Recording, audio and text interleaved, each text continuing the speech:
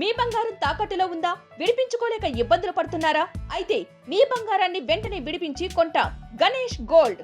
మీరు సంప్రదించాల్సిన ఫోన్ నంబర్లు 9160-266-916, 8712619507.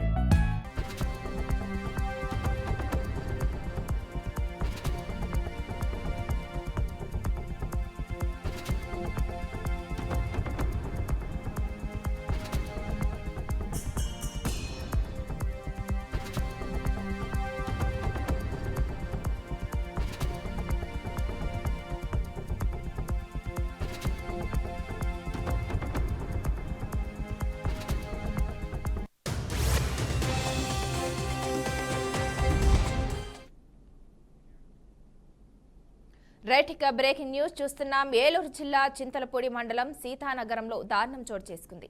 నిన్న సాయంత్రం మైనర్ బాలికలపై 5 వ్యక్తులు దాడికి పాల్పడిన ఘటన ఆలస్యంగా వెలుగులోకి వచ్చింది.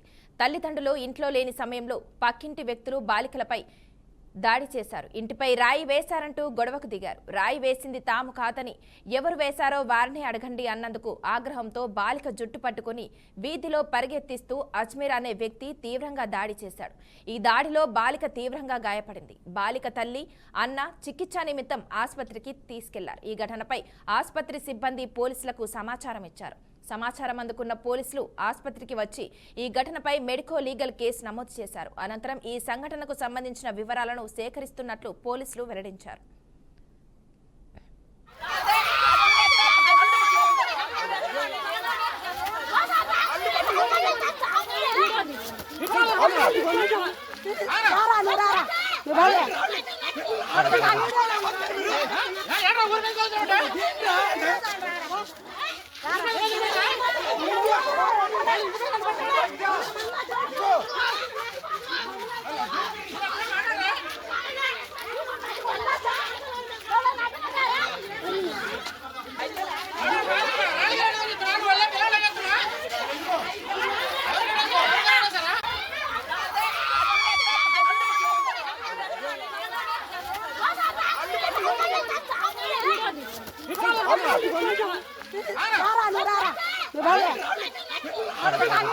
పనికెళ్ళాను, ఇంటి దగ్గర లేనండి. ఏం జరిగింది ఏంటో నాకు తెలియదు. 2 అమ్మాయిలు ఇంట్లో ఉన్నారు. వాళ్ళ మీదకే కొట్టి మీద రాయేశారని వచ్చి పిల్లల్ని అడిగి కొట్టిందంటండి. ఎవరు లేరు, ఇంటి దగ్గర ఎవరు ఉన్నారు? వాళ్ళందరూ చాలా మంది ఉన్నారు. మా అక్క వస్తే మా అక్కను కూడా కొట్టారు. నాకు మా ఆయన లేడు. ఏంటి జరిగింది ఏంటని చెప్పేసి గొడవని కొట్టి మీద రాయేశారని చెప్పి కేకేసి అడిగిందంటండి. మేము వేయలేదు పెద్దమ్మ, మాకు తెలియదు, మేము వేయలేదంటే మీరే ఖచ్చితంగా వేసారని చెప్పేసి వచ్చి అడిగిందంట. అడిగి చాలా బూతు మాటలు కూడా తిట్టిందంటండి. ఇద్దరు తిట్టుకున్నారు బూతు మాటలు. మీ అమ్మ ఇలాగా అలాగా అది ఇది మీరు ఖాళీ చేయటం, మీ అమ్మ కొట్టి ఖాళీ చేయమని చెప్పిందంట. మీరు ఇల్లు ఖాళీ చేయట్లేదు ఏంటి అది ఇది అని చెప్పేసి 2 పిల్లలు ఉంటే బయటికి లాక్కొచ్చి తీసుకొచ్చి కొట్టాక మగోళ్ళు వచ్చి కొట్టారండి. ఏం జరిగింది ఏంటో కొట్టిన వాళ్ళు అక్కడ ఇంటి దగ్గర ఉన్నారండి. పేర్లు సైదు, జానియి, ఒలి, అజ్మీరు కొట్టారండి. సైదు.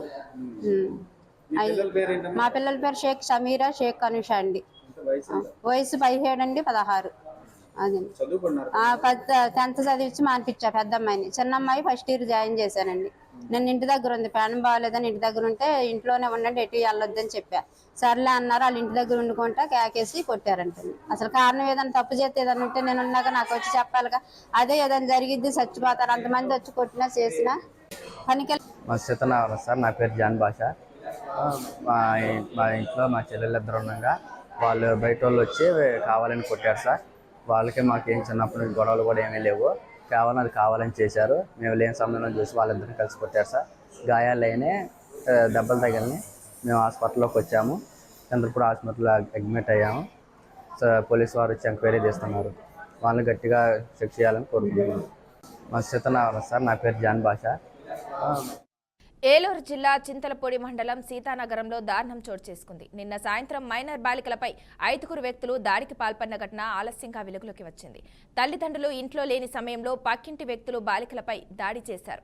ఇక ఇంటిపై రాయి వేశారంటూ గొడవకు దిగారు. రాయి వేసింది తాము కాదని, ఎవరు వేశారో వారిని అడగండి అన్నందుకు ఆగ్రహంతో బాలిక జుట్టు పట్టుకుని వీధిలో పరిగెత్తిస్తూ అజ్మీర్ అనే వ్యక్తి తీవ్రంగా దాడి చేశారు. ఈ దాడిలో బాలిక తీవ్రంగా గాయపడింది. బాలిక తల్లి, అన్న చికిత్స నిమిత్తం ఆసుపత్రికి తీసుకెళ్లారు. ఈ ఘటనపై ఆసుపత్రి సిబ్బంది పోలీసులకు సమాచారం ఇచ్చారు.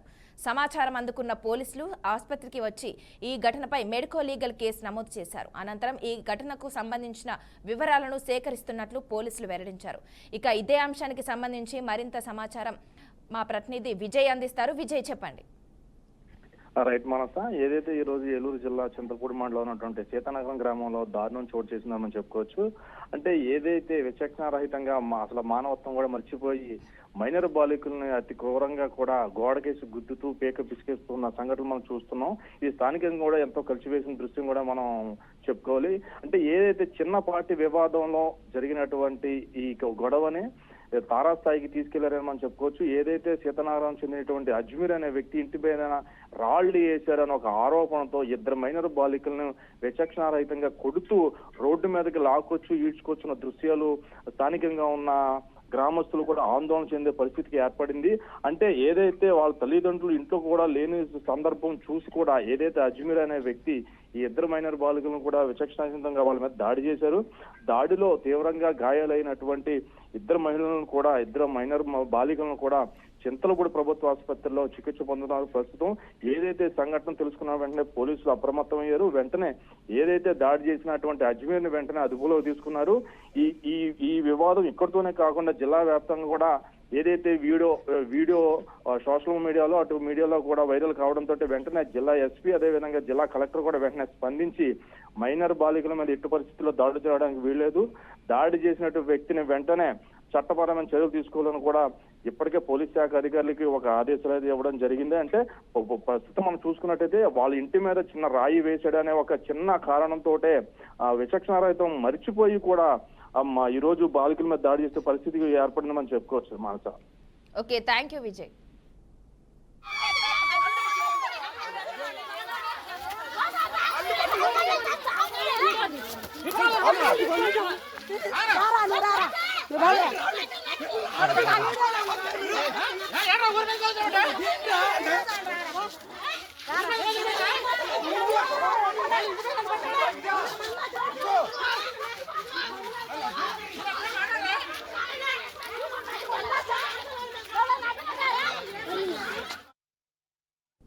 మహబూబాబాద్ జిల్లా నామలపాడు గ్రామంలోని ఏకలవ్య మోడల్ స్కూల్లో ఓ ఉపాధ్యాయుడు విద్యార్థినులను లైంగికంగా వేధిస్తున్నాడన్న ఆరోపణలు వెలుగులోకి వచ్చాయి. ఇంటర్ సెకండ్ ఇయర్ చదువుతున్న తమ కుమార్తెను ఉపాధ్యాయుడు వేధిస్తున్నాడని తల్లిదండ్రులు ఆగ్రహం వ్యక్తం చేశారు. ప్రిన్సిపాల్లో తీవ్ర వాగ్వాదానికి దిగారు. దీనిపై స్థానిక పోలీసులకు ఫిర్యాదు చేశారు. విషయం తెలుసుకున్న పోలీసులు ప్రాథమిక విచారణ ప్రారంభించారు. ఉపాధ్యాయుడిపై చర్యలు తీసుకోవాలంటూ తల్లిదండ్రులు డిమాండ్ చేశారు.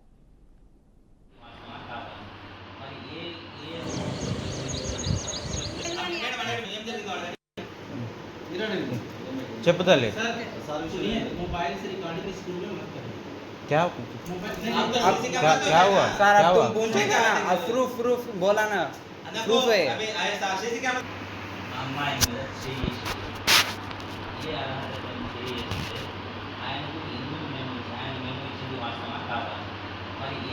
ఏ రూపంలో మేము ఇచ్చినామని మనం చెప్తే తప్పే వచ్చు. ఇది దీంట్లో 50% అబ్బాయిలు 50% అమ్మాయిలు ఉన్నారు. बच्चे का कंप्लेन सही बच्चे का कंप्लेन नहीं दिया और कुछ कर दो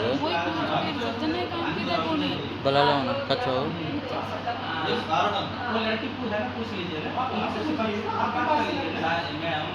मैं మాట్లాడుతున్నాను సార్ కూడా తెలవాలిరా మీ కూడా తెలవాలి మాకు కూడా తెలవాలి చెప్పారు కదా ఫస్ట్ అదే ఆ విషయం అంటే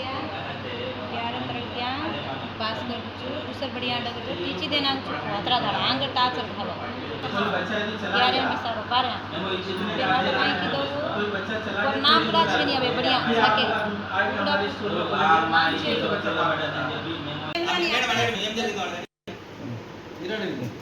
చెప్పు.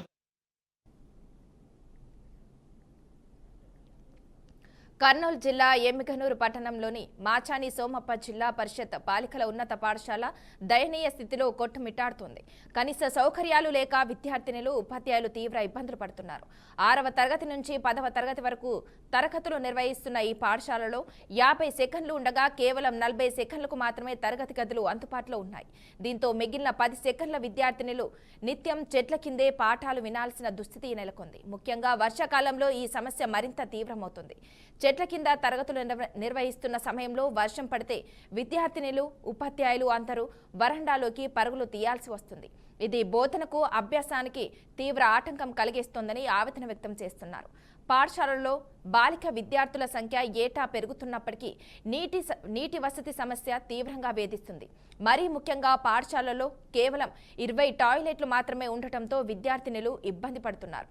ఇది వారి ఆరోగ్యంపై, వ్యక్తిగత పరిశుభ్రతపై ప్రభావం చూపుతుందని విద్యార్థినుల తల్లిదండ్రులు ఆవేదన వ్యక్తం చేస్తున్నారు.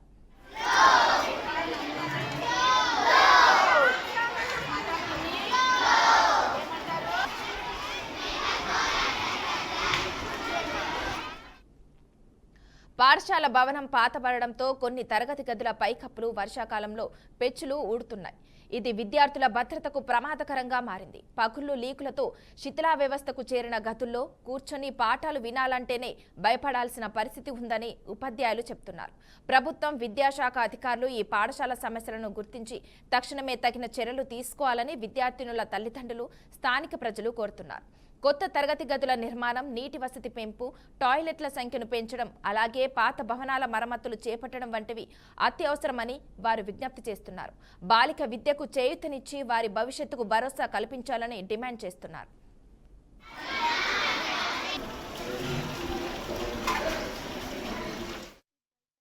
చదువుతున్నాము. మాకు ఇక్కడ చాలా ప్రాబ్లమ్స్ ఉన్నాయి. టోటల్గా 50 సెక్షన్స్ ఉంటే 40 సెక్షన్స్ మాత్రమే రూమ్స్ ఉన్నాయి. మిగతా 10 సెక్షన్స్ వాళ్ళు బయట గ్రౌండ్లో కూర్చుంటున్నాము. బాత్రూమ్స్ సరిగా లేవు. స్ట్రెంత్ ఎక్కువ కావడం వల్ల బాత్రూమ్స్ తక్కువ వస్తున్నాయి. వర్షం పడడం వల్ల మేము సైడ్కి వెళ్ళి నించోవాల్సి వస్తుంది. ప్లేస్ లేదు సరిగ్గా. వాటర్ సప్లై తక్కువగా ఉంది. పల్లెల నుంచి చాలా మంది వస్తున్నారు. ఇక్కడ చాలా ప్రాబ్లమ్స్ ఉన్నాయి కాబట్టి అందరూ ఇబ్బంది పడాల్సి వస్తుంది. దయచేసి అధికారులు మాకు సహాయం చేయవలసిందిగా కోరుతున్నాము. మేము ఎంఎస్జెడ్పీ గర్ల్స్ హై స్కూల్లో చదువుతున్నాము. ఎంఎస్జెడ్పీ గర్ల్స్ హై స్కూల్లో నేను మ్యాథమెటిక్స్ టీచర్గా పనిచేస్తున్నాను. ఇక్కడ నేను దాదాపుగా 10 ఏళ్ల నుంచి పనిచేస్తున్నాను. ఇంతకుముందు 8 ఏళ్ళు పనిచేసి మళ్ళీ ట్రాన్స్ఫర్లో మళ్ళీ ఇదే బడికి 2023లో వచ్చాను. ఇంతకుముందు కొంచెం స్ట్రెంత్ తక్కువ ఉండటం వల్ల రూమ్స్ సరిపోయేవి, మాకు అంత ఇబ్బంది ఉండేది కాదు. రాను ప్రతి సంవత్సరం కూడా స్ట్రెంత్ పెరగడం వల్ల దాదాపు ఇప్పుడు 3500 మంది ఈ పాఠశాలలో చదువుతున్నారు. ఒక్కొక్క క్లాస్ నుంచి మేము 10 సెక్షన్లు చేయడం, మొత్తం 50 సెక్షన్లు చేయడం వల్ల మాకు ఇక్కడ ఉండేది 40 రూమ్లే ఉన్నాయి.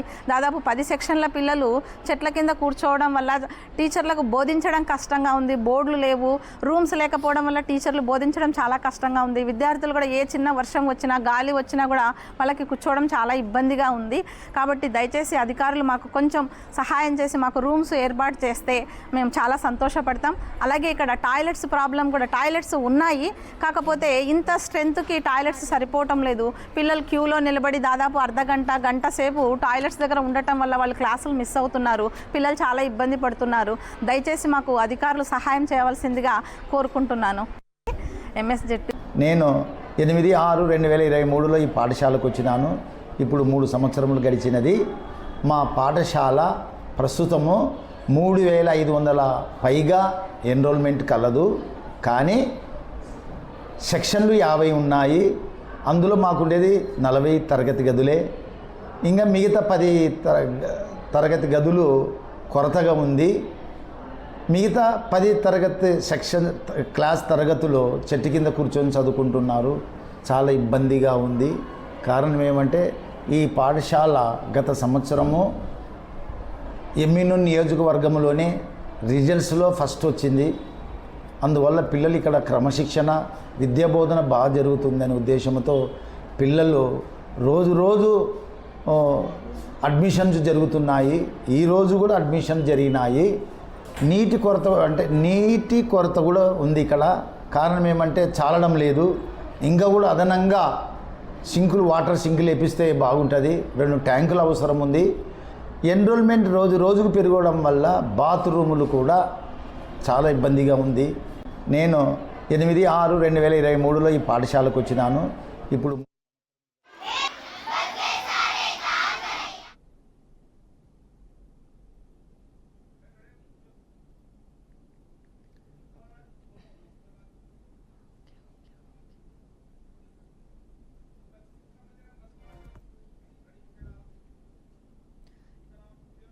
ఇక దీనిపై పూర్తి సమాచారం మా ప్రతినిధి బస్వరాజ్ అందిస్తారు. బస్వరాజ్, చెప్పండి. ప్రభుత్వ పాఠశాలలు పరిస్థితి చాలా అధ్వానంగా ఉంది. అయితే పాలకులు చెప్తున్న దానికి భిన్నంగా కనిపిస్తున్నాయి. గత పాలకులు కావచ్చు, ప్రస్తుతం పాలకులు కావచ్చు. ప్రభుత్వ పాఠశాలని అన్ని విధాలుగా తీర్చిదిద్దాం, కార్పొరేట్ స్థాయిలో డెవలప్ చేసామని చెప్తున్నారు, కానీ అవన్నీ ఒట్టి మాటలని తెలుస్తూ ఉంది. ఇందుకు ఎగ్జాంపుల్ గా ఏదైతే కర్నూలు పార్లమెంట్ పరిధిలోని ఎమ్యూనూరులో ఉన్న మాచాని సోమప్ప బాలికల ప్రజా పరిషత్ ఉన్నత పాఠశాలే నిదర్శనంగా చెప్పవచ్చు. అయితే అక్కడ వందలాది మంది బాలికలు చదువుకుంటున్న ఆ పాఠశాల అభివృద్ధికి నోచుకోలేకపోతుంది. అయితే సరిపడా తరగతి గదులు లేక 40 సెక్షన్లు మాత్రం ఉన్నాయి. 10 సెక్షన్ల విద్యార్థులకు అంటే చెట్టు కింద లేదా ఏదైనా నీడ ఉన్న చోట విద్యార్థులకు విద్యా బోధన చేయాల్సిన దుస్థితి. అంటే చాలా రోజులుగా గతంలో నాడు నీడను పెట్టారు గత ప్రభుత్వాలు, అయినా అక్కడ సరిపడా గదులు నిర్మించలేకపోయారు. అదేవిధంగా బాలికలకు ఏదైతే భద్రత కోసం ఉన్న బాత్రూమ్లు కావచ్చు, లేదా అవన్నీ కూడా అస్తవ్యస్తంగా ఉండడం, వీటి వల్ల కూడా బాలికలు కొంత అపరిశుభ్రత, అనారోగ్య కారణాలకు గురి అయ్యే పరిస్థితులు కూడా అక్కడ కనిపిస్తున్నాయి.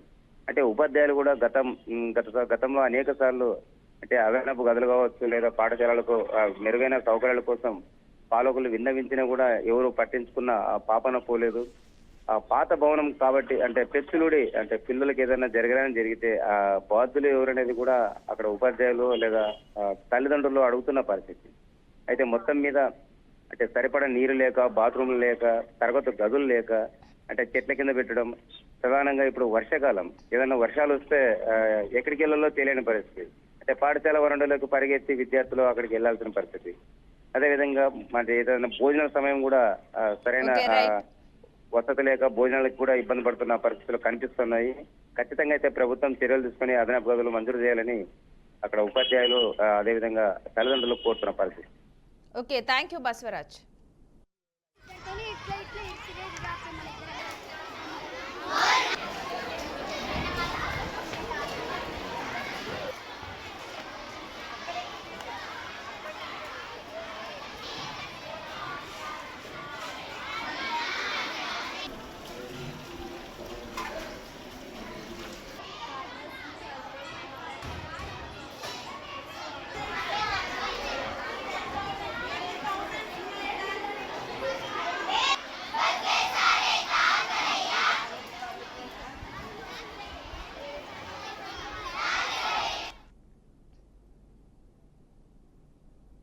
డ్రాగన్ ఫ్రూట్ రైతు కష్టాలు వివరిస్తూ, పోషకాలు, పండ్ల ప్రయోజనాలు వివరిస్తూ సంగారెడ్డి జిల్లా జహీరాబాద్లో డ్రాగన్ ఫ్రూట్ రైతు రమేష్ రెడ్డి అవగాహన కార్యక్రమం నిర్వహించారు.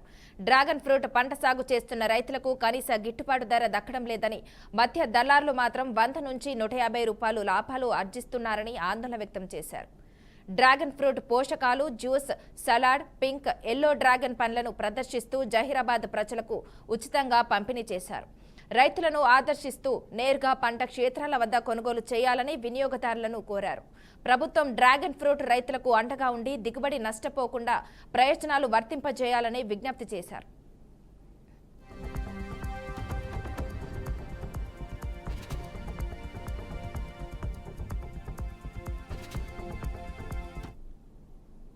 Salad and fruits, yellow dragon fruit and red dragon fruit మొట్టమొదటిసారిగా ఇండియాలో ఎల్లో డ్రాగన్ ఫ్రూట్ కమర్షియల్గా వేసింది మనమే. అయితే దీని గురించి అవగాహన ఎవరికి తెలియదని ప్రజలకు తెలియజేయడానికి ఈరోజు ఉచిత పంపిణీ అయితే చేయడం జరిగింది. లోకల్ కన్జంప్షన్ ఎప్పుడైనా పెరుగుతుందో తోట దగ్గరే రైతుల దగ్గర వెళ్ళి కొనుక్కునే జనాలకు కొనుక్కునే అవకాశం ఉంటుంది. కాబట్టి మార్కెట్లోకి వెళ్తే అధిక ధరలకు అమ్ముతుంటారు. ఎందుకంటే రైతుకి రీటైలర్కి ఉండే గ్యాప్ను కవర్ చేయడానికి ఈ ప్రమోషన్ చేశాము. ఒకవేళ రైతు దగ్గర నుంచే ఫ్రూట్ అనేది వెళ్ళింది అనుకోండి, రైతు అధిక లాభాల్లో ఉంటాడు. మామూలుగా మార్కెట్లో ఇప్పుడు ఏం జరుగుతుందంటే ప్రొడక్షన్ పెరగడం వల్ల రేట్ అనేది తగ్గిపోయింది కానీ ఏమవుతుందంటే రీటైలర్కి వచ్చేసరికి అదే 150 నుంచి 200 రూపాయలకు అమ్ముతున్నారు కానీ రైతుకు వచ్చేది మాత్రం 40 నుంచి 50 రూపాయల కిలో మాత్రమే వస్తుంది. అయితే ఈ 100 రూపాయల దోపిడీ ఏదైతే 100-150 రూపాయల దోపిడీ ఏదైతే జరుగుతుందో దళారుల, అది జరగకూడదనే ఉద్దేశంతో తోట దగ్గరకు వస్తే మేము 100 రూపాయలకి ఇస్తామన్న ఆలోచనతో ఈ ప్రమోషన్ చేయడం జరిగింది. Juice, salad and fruits, yellow dragon fruit and red dragon fruit మొట్టమొదటిసారిగా ఇండియాలో ఎల్లో డ్రాగన్. తెలంగాణకు రెండో రాజధాని అయిన వరంగల్లో రైల్వే వ్యాగన్ ఫ్యాక్టరీ పనులు వేగంగా జరుగుతున్నాయని కేంద్ర మంత్రి కిషన్ రెడ్డి తెలిపారు. 80% పనులు పూర్తయ్యాయని, త్వరలోనే ప్రారంభిస్తామని పేర్కొన్నారు. వరంగల్ నగరానికి తలమానికంగా టెక్స్టైల్ పార్కు కూడా రాబోతుందని తెలిపారు. హైదరాబాద్ తర్వాత వరంగల్ సహా పలు నగరాలను డెవలప్ చేయాల్సిన అవసరం ఉందన్నారు. తెలంగాణలోని ప్రముఖ పుణ్యక్షేత్రమైన యాదగిరిగుట్టకు ఎంఎంటీఎస్ విస్తరిస్తున్నామని కిషన్ రెడ్డి తెలిపారు. ఈ విషయంలో హైదరాబాద్ ప్రజల నుంచి పెద్ద ఎత్తున విజ్ఞప్తులు వచ్చాయన్నారు. ప్రధాని కూడా ఈ విషయంలో చొరవ తీసుకుని రైల్వే శాఖకు ఆదేశాలను జారీ చేశారని పేర్కొన్నారు. పనులకు టెండర్లు కూడా పూర్తయ్యాయని తెలిపారు. అన్ని రైల్వే స్టేషన్లో ఫ్రీ వైఫై సౌకర్యం కల్పిస్తా ఉన్నాం. తెలంగాణలో ఉన్నటువంటి ఆల్ రైల్వే స్టేషన్స్ అక్కడ ఫ్రీ వైఫై సౌకర్యం కల్పిస్తూ ఉన్నాం. డబుల్ లైన్ ఉంటే ట్రిపుల్ చేస్తూ ఉన్నాం, ట్రిపుల్ ఉంటే 4 లైన్ చేస్తూ ఉన్నాం. అన్ని రైల్వే స్టేషన్లలో ప్యాసింజర్కి సంబంధించినటువంటి అమ్యూనిటీస్ పెంచేటువంటి ప్రయత్నం చేస్తూ ఉన్నాం. మనకి ఇప్పటికే వందే భారత్ ట్రైన్లు మనకు తిరుపతి కానీ, విశాఖపట్నం కానీ, విజయవాడ కానీ ఇవన్నీ కూడా చాలా బాగా, బెంగళూరు కానీ చాలా బాగా జరుగుతూ ఉన్నాయి. కోచ్లు కూడా డిమాండ్ను బట్టి మేము కోచ్లు కూడా పెంచేటువంటి ప్రయత్నం చేస్తున్నాం, పెంచుతా ఉన్నాం. తిరుపతి కూడా పెంచాం. ఆ రకంగా రానున్న రోజుల్లో, ఎందుకంటే నాకు బాగా తెలుసు, నేను 1979 నుంచి కూడా ఒక విద్యార్థిగా ఉన్నప్పుడు పార్టీ పని కోసం తిరగడం ప్రారంభించాను. ప్రకాష్ రెడ్డి గారు నేను 78లో కలిసి ఇబ్రాహీంపట్నం జనతా పార్టీ ఎలక్షన్స్లో పనిచేశాము. 80లో ఇంద్రసేన్ రెడ్డి గారు పోటీ చేసినప్పుడు ఇబ్రాహీంపట్నం ఇన్ఛార్జిగా ఉండి పనిచేశాం 80లో. అప్పటి నుంచి తెలంగాణ తిరుగుతున్నాను. ట్రైన్ నెట్వర్క్ ఎక్కడ ఉండేది కాదు. మన ప్రజలకు అలవాటు కూడా తక్కువ. ఇప్పుడిప్పుడే, కారణం మన ప్రజల తప్పు కాదు, ఆ సౌకర్యం లేదు. కాబట్టి ఈరోజు తెలంగాణలో ట్రైన్ నెట్వర్క్ పెంచుకునేటువంటి ప్రయత్నం చేయాలి. తప్పకుండా అన్ని జిల్లాలను రానున్న రోజుల్లో ఈ యొక్క ట్రైన్ నెట్వర్క్తో కనెక్టివిటీ పెంచేటువంటి ప్రయత్నం చేస్తాం. ఎంతసేపు వరంగల్, ఖమ్మము, లేక మన బల్లార్ష వెళ్ళేటువంటి సిరిపూర్ కావాల్సిన రోడ్డు ట్రైన్లే తప్ప మిగతా ఎవ్వరు కూడా ట్రైన్ ఎక్కే అలవాటు తక్కువ మనకు. కాబట్టి వాళ్ళందరూ ఇప్పుడు ఈ ట్రైన్ నెట్వర్క్ ద్వారా పెంచేటువంటి ప్రయత్నం చేస్తూ ఉన్నాం. తప్పకుండా రానున్న రోజుల్లో తెలంగాణ ప్రాంతంలో ఈ యొక్క ట్రైన్ సౌకర్యం మెరుగుపరచడం కోసం నరేంద్ర మోడీ గారి ప్రభుత్వము కృతనిశ్చయంతో ఉందనే విషయాన్ని ఈ సందర్భంగా మనవి చేస్తున్నాను. మీరందరూ కూడా రేపు ఓపిక ఉన్నటువంటి వాళ్ళు కాజీపేటకు కానీ, లేకపోతే రేపు సాయంకాలం 5 గంటలకు మన యొక్క కాచిగూడ రైల్వే స్టేషన్లో రాజస్థాన్ ట్రైన్ ప్రారంభోత్సవాన్ని కానీ రావాల్సిందిగా ఆహ్వానిస్తున్నాం. అన్ని రైల్వే స్టేషన్లో ఫ్రీ వైఫై. ఛత్తీస్గఢ్ మాజీ ముఖ్యమంత్రి భూపేష్ బఘెల్ నివాసంలో ఈడీ అధికారులు తనిఖీలు నిర్వహిస్తున్నారు. బఘెల్ కుమారుడు చైతన్య బఘెల్కు లిక్కర్ స్కామ్తో సంబంధాలు ఉన్నట్లు ఆరోపణలు వచ్చిన నేపథ్యంలో ఈ దాడులు జరిగాయి. లిక్కర్ స్కామ్ ద్వారా వచ్చిన సొమ్మును మనీ లాండరింగ్కు ఉపయోగించినట్లు చైతన్యపై ఆరోపణలు ఉన్నాయని ఈడీ తెలిపింది. ఈ నేపథ్యంలో దుర్గ్ జిల్లా బిలాయ్ పట్టణంలోని ఉన్న బఘెల్ నివాసానికి ఈడీ అధికారులు చేరుకున్నారు. భూపేష్ బఘెల్, చైతన్య బఘెల్ ఇద్దరు అదే నివాసంలో ఉంటున్నారు. లిక్కర్ స్కామ్ వ్యవహారంలో లాభదాయకమైన సిండికేట్ నడిచినట్లు ఆరోపణలు ఉన్నాయి. దాదాపు 2100 కోట్ల లాభం ఈ సిండికేట్కు ముట్టినట్లు సమాచారం. ఈ కేసులో ఇప్పటికే మాజీ మంత్రి కవాసీ లఖ్మా సహా పలువురు నేతలు, అధికారులు అరెస్ట్ అయ్యారు. ఇప్పటి వరకు 205 కోట్ల విలువైన ఆస్తులను అటాచ్ చేసినట్లు ఈడీ వివరించింది.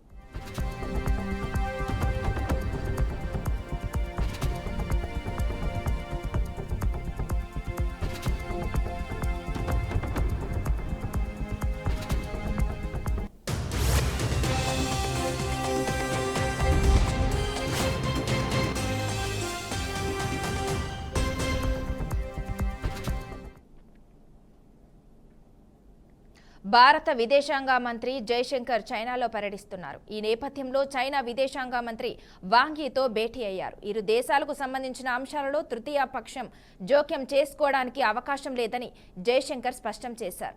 గతేడాది అక్టోబర్లో చైనాతో జరిగిన ఒప్పందం ప్రకారం డెస్పాంగ్, డెమ్చోక్ ప్రాంతాల్లో భారత బలగాల పెట్రోలింగ్ పునరుద్ధరణపై జయశంకర్ సంతృప్తి వ్యక్తం చేశారు. రెండు దేశాల మధ్య ద్వైపాక్షిక సంబంధాలకు స్థిరమైన సరిహద్దు అత్యంత కీలకమని జయశంకర్ చెప్పారు. గల్వాన్ ఘర్షణ జరిగి 5 ఏళ్లు పూర్తయిన నేపథ్యంలో ఇరు దేశాల సైన్యాల మధ్య ఉద్రిక్తతలను తగ్గించడంపై ప్రాధాన్యత ఇవ్వాల్సిన అవసరాన్ని సూచించారు. అలాగే చైనా పాలిట్ బ్యూరో సభ్యుడు వాంగ్తో భేటీ అనంతరం రెండు దేశాల మధ్య వస్తువుల సరఫరా నిరవధికంగా కొనసాగాలని, ఎగుమతులపై ఎలాంటి పరిమితులు విధించకూడదని జయశంకర్ స్పష్టం చేశారు.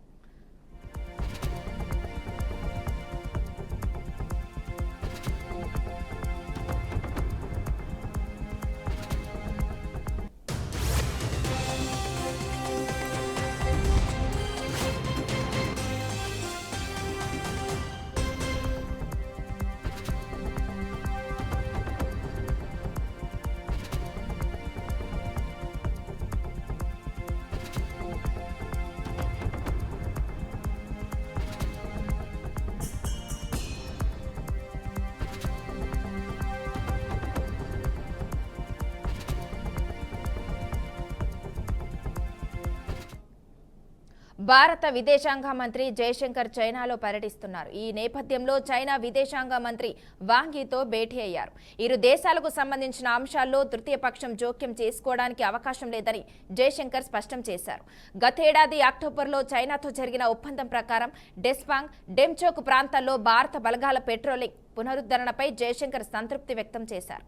రెండు దేశాల మధ్య ద్వైపాక్షిక సంబంధాలకు స్థిరమైన సరిహద్దు అత్యంత కీలకమని జయశంకర్ చెప్పారు.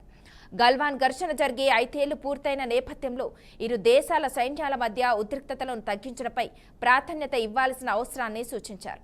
అలాగే చైనా పాలిట్ బ్యూరో సభ్యుడు వాంగ్తో భేటీ అనంతరం రెండు దేశాల మధ్య వస్తువుల సరఫరా నిరవధికంగా కొనసాగాలని, ఎగుమతులపై ఎలాంటి పరిమితులు విధించకూడదని జయశంకర్ స్పష్టం చేశారు.